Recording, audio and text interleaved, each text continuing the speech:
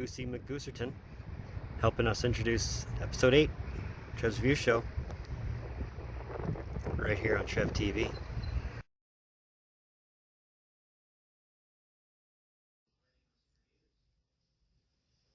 Eight. I'm the Trev. Y'all know that. If you're tuning in, if you're watching, it's too sweet. Again, I'm not reviewing anything again today. Tomorrow is another story. As of 1:30, I stopped taking suggestions as to which TV show I was going to review first. Now, it doesn't mean that I'm completely doing that one and then moving on to the next. It means I'm starting off with that one and probably doing another one and the third one and the fourth one at different points in time. So it's not going to be start one, finish, start another, finish. No, it's going to be very sporadic. It's not to say that I won't do any other reviews in the meantime, because I probably will. You know, I mean, I'm the kind of guy, I like certain movies, I like certain shows, and I like certain music, so naturally I have to review what I like. But anyway, I'm getting way off point. Before I get into everything that's coming along, I only had 4 suggestions. That's okay. You people just need to warm up to me. We need to get to know each other better before you can comment more, right? Sure. Of the 4, it became a tie. I had 2 votes Spartacus. I had 2 votes Transformers. So by process of alphabetical order, we're starting with Spartacus.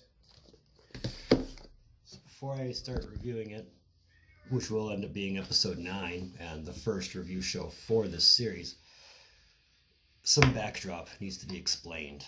I'm not going in chronological order, meaning I'm not going season 1, half season, season 2, season 3. I'm starting half season first. Now, I know that's completely backwards in how it was done, but hear me out. The story properly made sense to me when I started off with Gods of the Arena, which is the half season, the prequel season, if you want to call it that. And so hopefully, me going in this fashion will help you understand it better if you haven't seen it. If you have, that's great. You know, we can compare notes. If you haven't, you got major spoilers coming. But anyway, some backdrop. Now, I'll start off with the starring cast of characters. Now, there's a lot of other people involved in this, but I'm going with the main characters. So, to start off, we got Dustin Clare as Gannicus. Now, Gannicus is the first champion of the House of Batiatus, and he's also a slave. That's the theme here: slave, Roman, slave, Roman. You got Peter Mensa as Onomaus, who later becomes Doctori. For anybody who doesn't know what a Doctori is, a Doctori at the time is basically like the trainer. He trains the slaves to become gladiators. You might also know Peter Mensa from 300. Just saying. Then you got Marissa Ramirez as Melita. Melita is the body slave to Lucretia. And this was a common thing amongst dominas, which is the female master of the house. They had body slaves for purposes to their own. You know, whatever they wanted to do, that's what they did. You got Manu Bennett as Crixus. Crixus comes into the story first as a stone hauler and then becomes a gladiator in the House of Batiatus. I'm not going to spoil that for you. You wait for episode 6. Nick Tarby as Asher. Here's probably the only spoiler I'll give you as far as characters is concerned. Asher is one of the best villains I've seen in a long time. Now, I'm a big fan of villains. I love villains. You got Shane Rangi as Dagon. Now, Dagon, like Asher, is a Syrian, but he can't speak Latin. He can only speak Syrian. So that's a bit of a downfall to him, and you'll find out why as we get into the reviews. You got Antonio Timaora, I hope I pronounced that right, as Barca.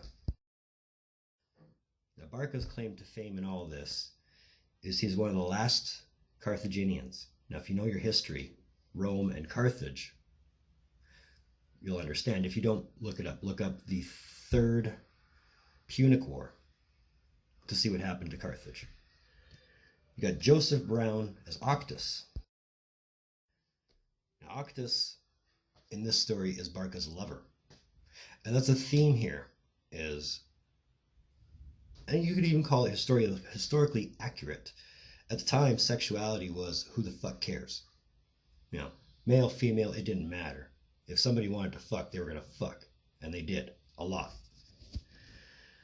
Then you got Tamara Morrison as Ulpius, or the first Doctori. Now, Ulpius, or Doctori, however you want to call him, is committed to what the House of Batiatus was, and doesn't necessarily agree with how the House of Batiatus is. But we'll get into that later on as well. You got Leslie Ann Brandt as Navia. Now, Navia in this story, in the beginning, is just a house slave. She's just there because she's just a slave. But she plays a bigger role in this series. We'll get to that too. And the last of the slaves, or at least the last of the starring slaves, is Jessica Grace Smith as Diona. Now, Diona is one of Navia's closest friends in this whole series, and she has it really, really, really bad. Even by standards then, I'm sure not a lot of people would have saw it that way, but she has it really bad. And you'll see, you'll see. Let's get on to the Romans. And this is almost like a who's who of a cast. John Hannah as Quintus Lentulus Batiatus. Now, he is the main Linista, or the guy who runs the gladiator camp, school, whatever you want to call it, who is basically running the House of Batiatus in the absence of his father. And the story that gets told with this, let me tell you. Lucy Lawless as Lucretia. Lucretia is Batiatus' wife, or the domina of the house. And as we get further in, you realize how much of a conniving bitch she really can be. You got Jamie Murray as Gaia. Now, Gaia is Lucretia's bestie and a social climber. Basically, if she can cling on to another man's purse, she'll ride that until that man dies. We'll figure this out. You got Craig Walsh Ryston as Marcus Decius Salonius. Salonius is Quintus's bestie. They're not gay. They don't share a relationship. But they do share each other's company quite a bit and seem to enjoy it up until the end. Jeffrey Thomas as Titus Lentulus Batiatus. Titus is Quintus's dad, and essentially the paterfamilias of the House of Batiatus. The paterfamilias is somebody who runs the house. That's theirs. They're the master, period. No, exclamation point, ... There's nothing else behind that. He's the master. He's the dominus.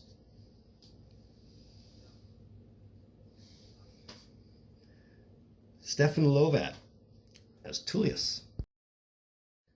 Now, in all this, Tullius is the alpha male. He's the man. And he's also very rich. And we'll learn that and all what his money can do and what his money can buy as we go through this series. You got Gareth Williams as Vedius. Now, Vedius is an owner of another ludus. I think his is in Nola. I'll get back to you on that one. And he's a snivelly little shit. Like, I think his character is designed to not be liked, and he pulls that off really, really well. But we'll go through all this, as we always do. And lastly, as far as the notable Romans is concerned, you got Jason Hood as Cassudius. Cassudius is somebody who is rich, for one, who lives outside Capua and really, really, really likes the pleasures of the flesh. I guess you want to say that. And we'll get to know more about that kind of a man as we go along as well. Now, the most important thing that I have to leave right here so that we all understand this story a lot better. Gods of the Arena is set around 5 years before the arrival of Spartacus. Gods of the Arena itself was actually made in between season 1 and season 2, mostly because Andy Whitfield ended up getting sick through production of season 2 with non-Hodgkin's lymphoma, so they had to do something to give him the time and the space that he needed to get better before he can contribute to season 2. This is where the 6-episode miniseries comes into play, and I'm glad they did it. For one, A, to fill a lot of the backstory, B, to tell you who some of these characters are before you get to learn them later on in season 1 and season 2.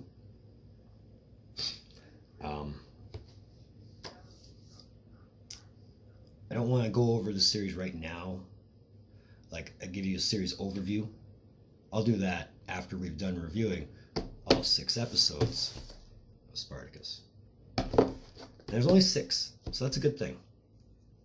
So Gods of the Arena will be probably a quicker one than, say, Blood and Sand or Vengeance or War of the Damned. Because I believe Blood and Sand is 13 episodes, Vengeance and War of the Damned are 10. So we're in for a ride. I'm going to try and do at least 1 episode a week. If I can do 2, if I can do 3, I will. But 1 for sure. Just because with how many series I'm wanting to review, how many I'm going to undertake here, it's going to take a long time. So, having said all that, look for the first review tomorrow.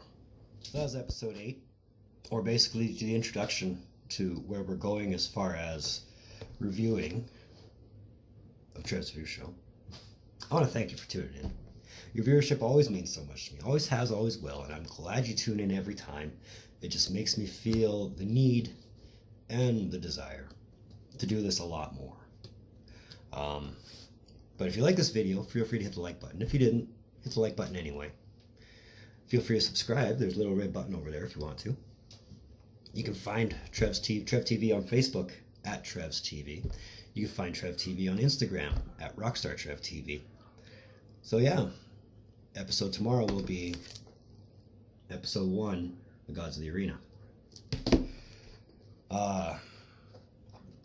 Like I said, if I can do 2 episodes this weekend of this, that'd be great. Might even get a start on Transformers, which will be the second one that I start. And then I'll figure out where Rome and South Park come into all this. I might do South Park last, or at least start it off last, just because it is 22 seasons long. But yeah, there will be a few videos this month. So if you need your fix of Trev, you're gonna get it. I guarantee it. But if you want to check out some of my other videos, hey, feel free to check out all the playlists. I got links in the description down below to every playlist that I've got. And in the meantime, and in between time, be on the lookout for more videos from the Trev. Later.